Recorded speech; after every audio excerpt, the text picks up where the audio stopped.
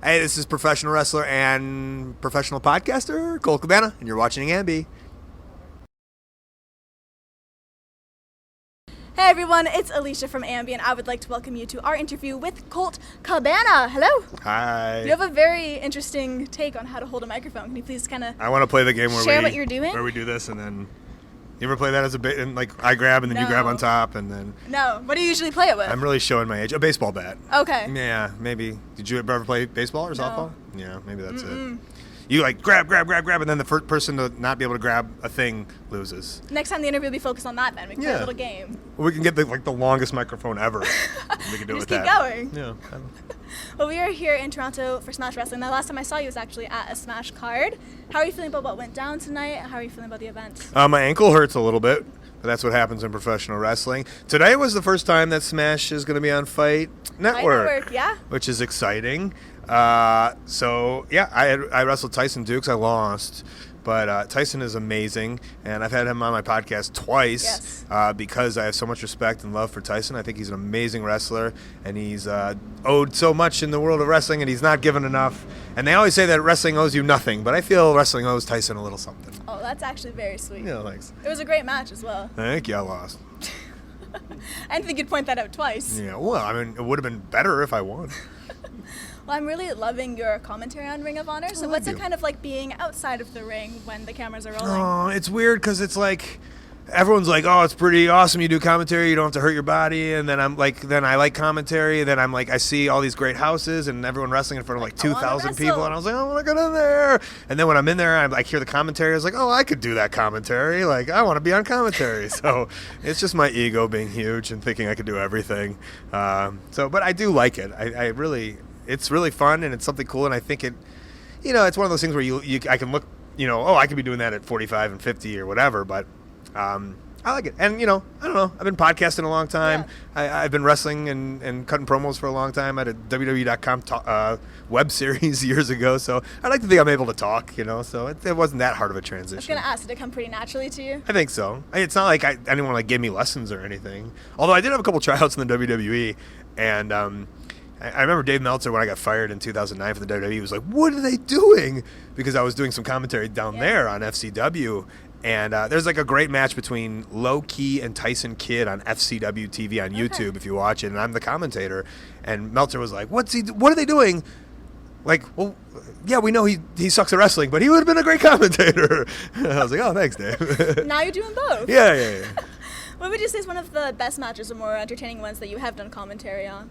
Do any come to mind? Oh, you get a new appreciation for watching some of the wrestlers up close, and I'd say recently watching War Machine has been really cool. Watching them up close and personal and seeing them like grow as wrestlers, I think they're really great, and they've just improved so much over a year, and it's really fun to watch them.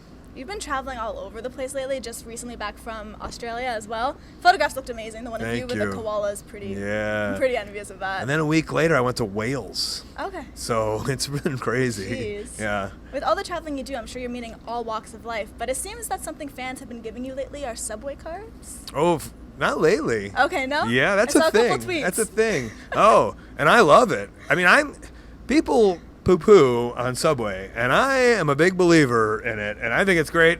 Like one of my fondest, there used to be a Subway right by my apartment, and like not one of my fondest memories, I don't think it's fond, but like when I put out the first Wrestling Road Diaries, I was like shipping and packing and doing and cutting and everything. Like I didn't realize like I could just order DVDs like pre-made, so I was like getting them from Staples and cutting them out, and it was like, ugh, and I remember I was like working like 14-hour days, and I'd get like a half-hour break, and I'd run to Subway like every day. And like me and this dude, we had like he was my buddy, the guy that worked at Subway. He knew my order, and so it holds a nice place in my heart. So fans do, they give me some Subway cards sometimes, and it's always really nice. Also, it means that they because I talk about it on the podcast sometimes, so it means that they know me at like kind of a deeper level where it's not just like they watch me in the ring, but it's like they understand why my love of Subway.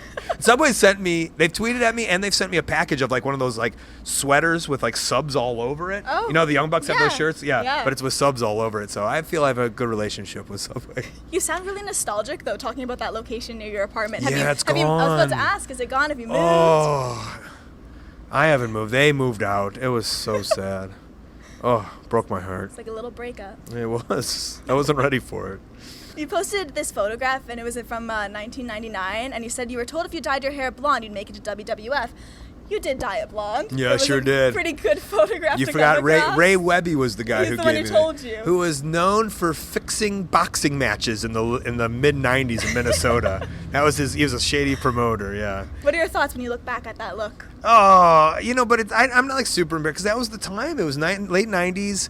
And like they were having the frosted tips were a thing, and like I was so I'm so cheap as a wrestler and a Drew that like I didn't want to go to someone to like frost my tips, so like I would dye just the top of it. Yeah, it was just the top. Yeah, but then I'd wait 2 weeks and I'd kind of cut it, and then that's when like I'm just gonna put a photo up so you can see. Yeah, you'll love it. And this was pre-cut where it looked like I would have the frosted tips.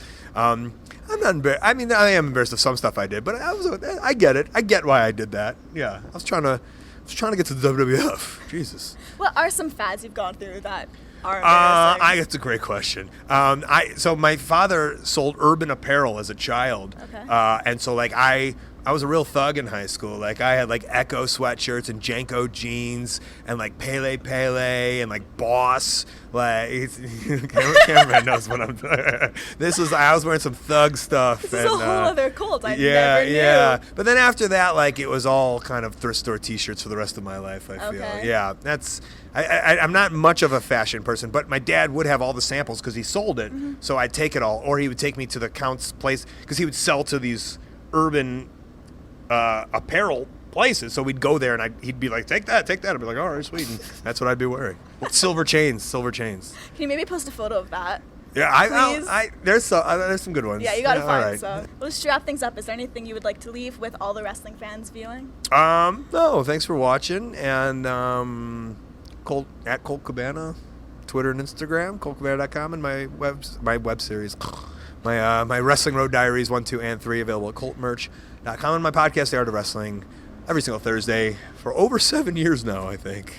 Over 300 episodes. Yeah, over 360 episodes, I think. 380. It's getting there. Yeah, it's a bit crazy. All right, well, I hope you get to 7 years of AMBY. I hope so, too. You're in for it? Oh, yeah. Awesome. I love, come on, like, I get to talk with some of my favorite people. I cannot complain. Well, you're doing great. Cheers to that. Thank you. And remember, to everyone viewing, you can visit us at amusicblogger.com for all exclusive interviews, features, videos, and so much more. We'll see ya.